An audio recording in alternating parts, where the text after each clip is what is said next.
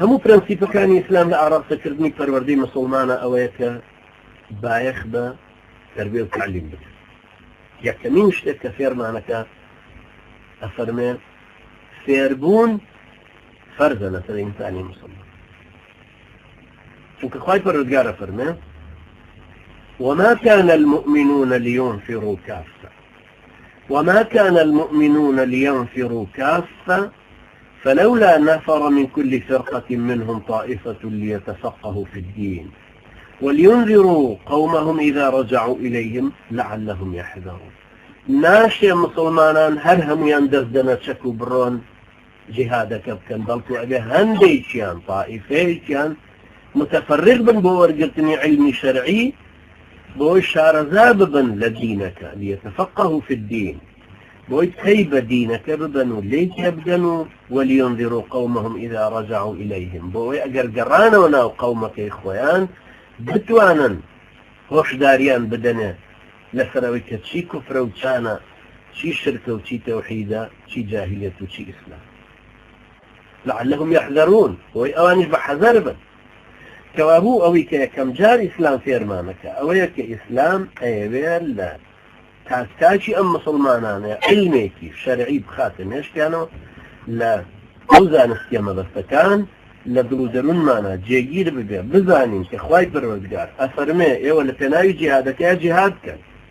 اگر خواي قولا يفرموا هموتان ماشن بو جهاد قسمه وتفرغ ببنو بو علمك هم يعني شون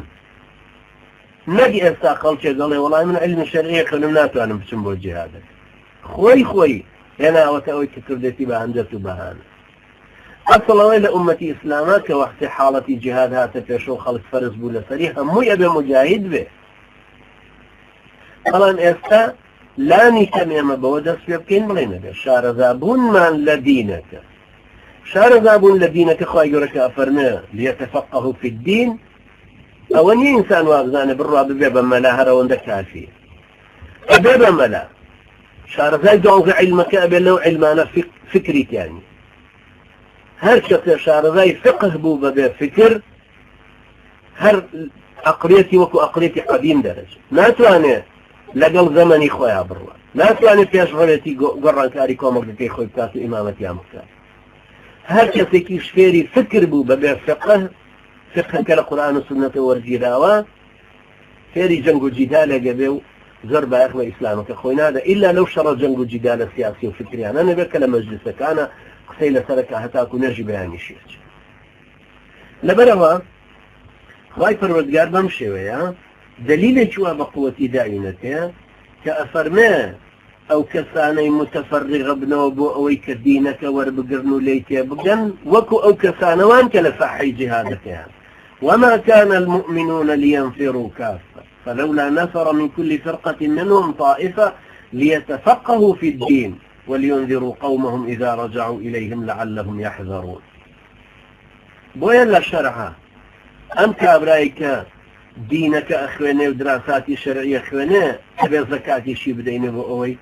متفرغ ببيع بتواني أخوي بيبقيني بتواني زان استكاني ما بس شعر زابد انجا سيدي كان براني برزم يكم لونا أنه كخواي بالرجارة فرميه